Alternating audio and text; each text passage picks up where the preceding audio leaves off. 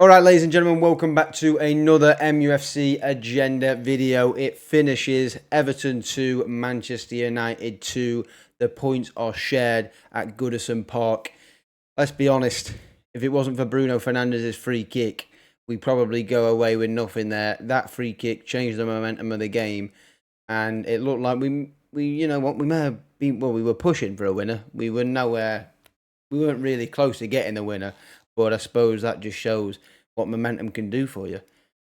And it also takes me to the fact that why aren't we trying to score early goals? You know what I mean? Why aren't we trying to score goals early? Because it completely changes the confidence and the momentum of the team during a game. I just don't understand.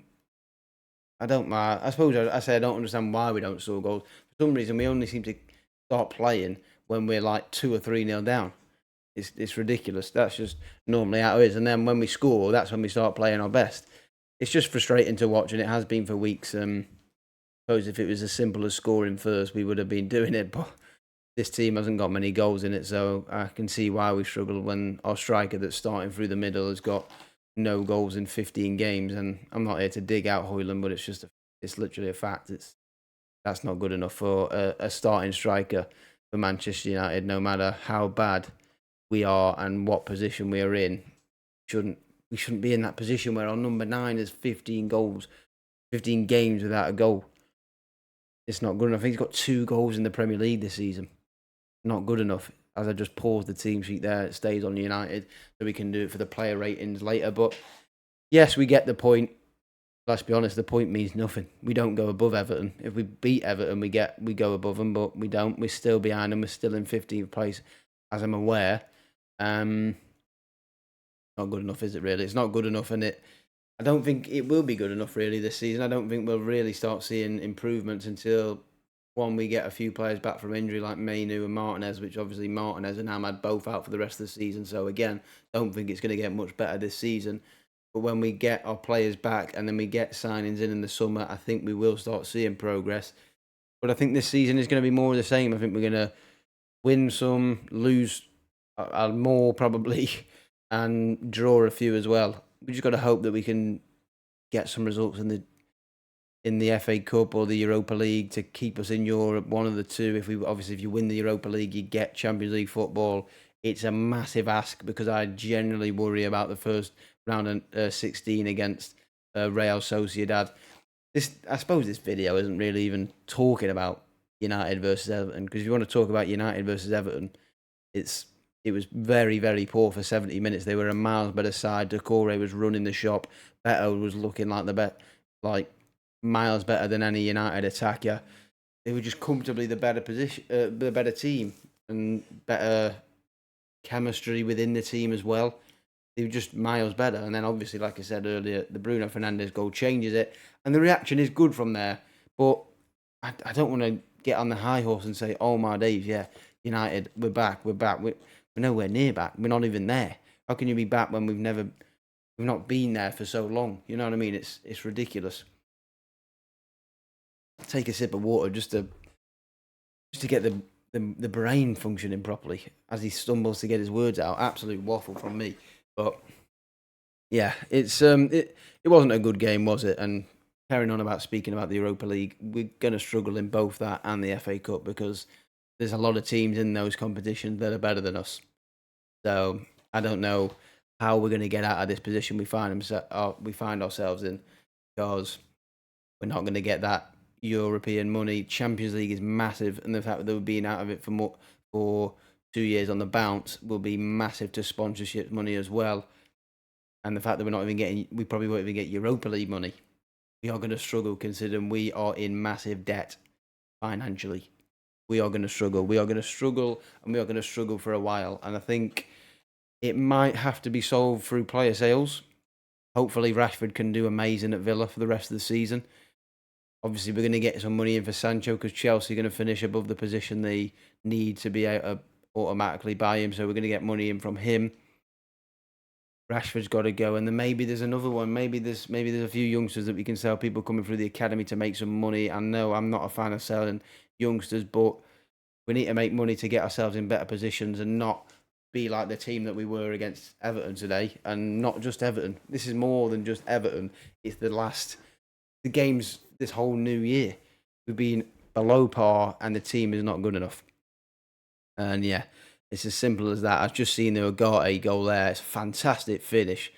Chest volley, left foot, always going away from the keeper. I didn't when I was on the stream. I didn't like react to it really like crazy because I just thought, oh my days, I was Pickford not say that, but you can see the ball is always moving away from him. I think Pickford probably will kick himself that he's not in a better position in his goal. I suppose we get a point. That is the only positive, really. We get the point.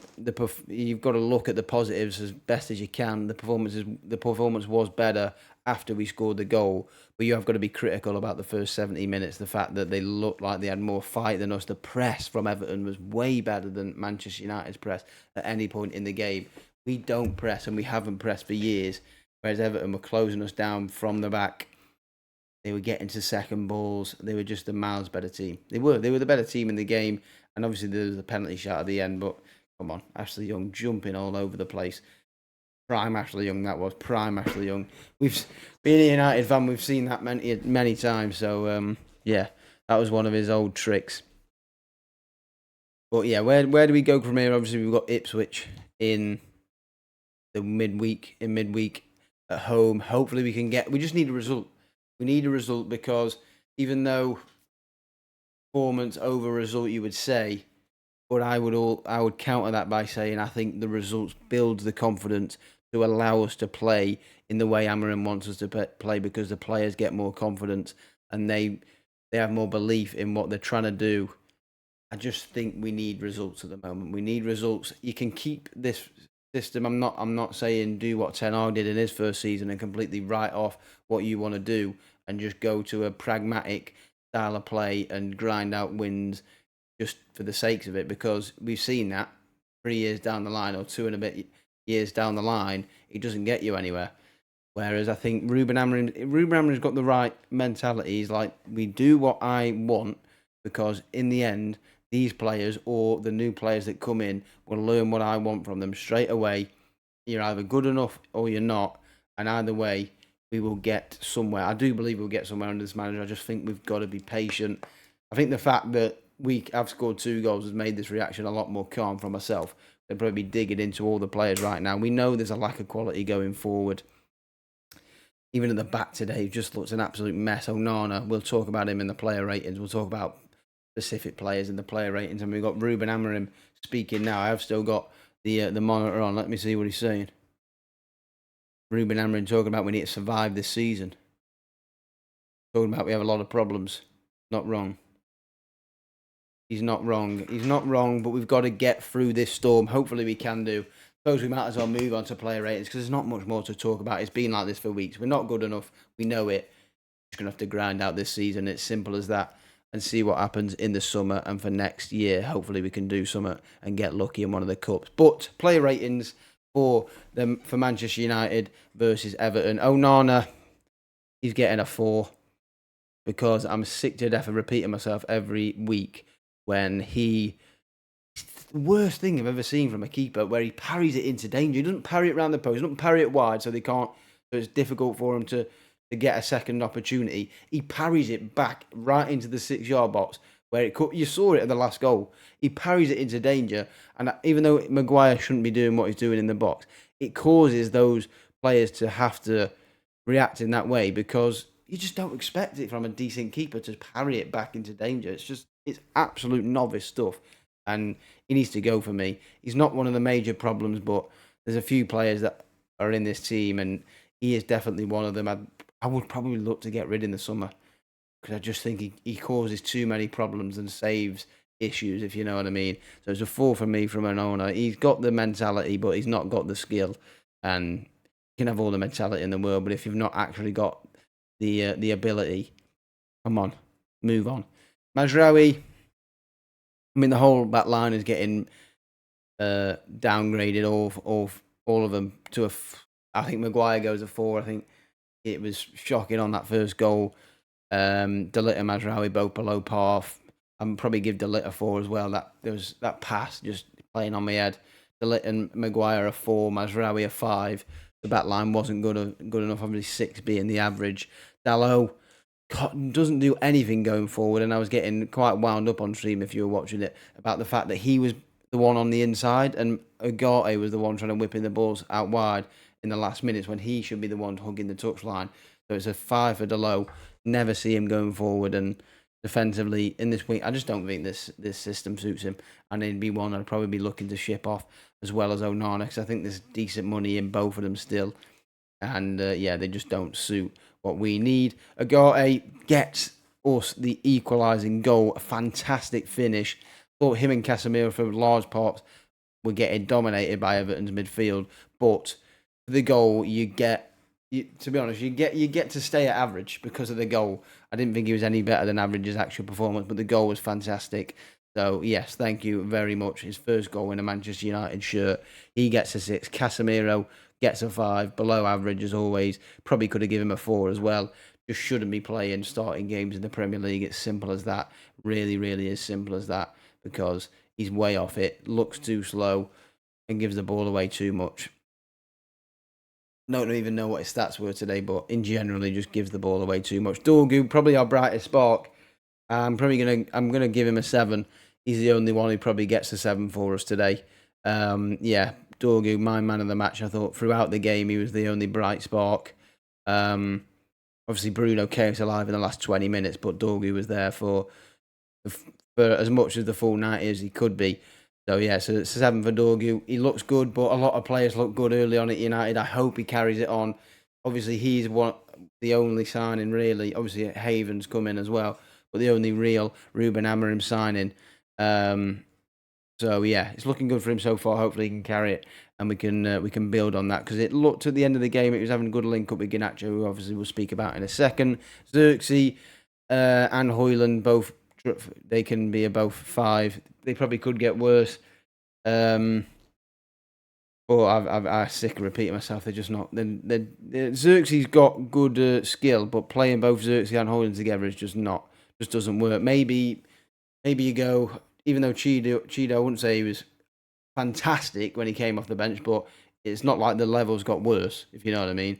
They didn't drop off when Cheeto came on and Højlund came off. So maybe in future you go Xerxes, Cheeto and Garnacho. I like that attack for the rest of the season, really. I don't want to see Højlund starting. Don't think he's good enough.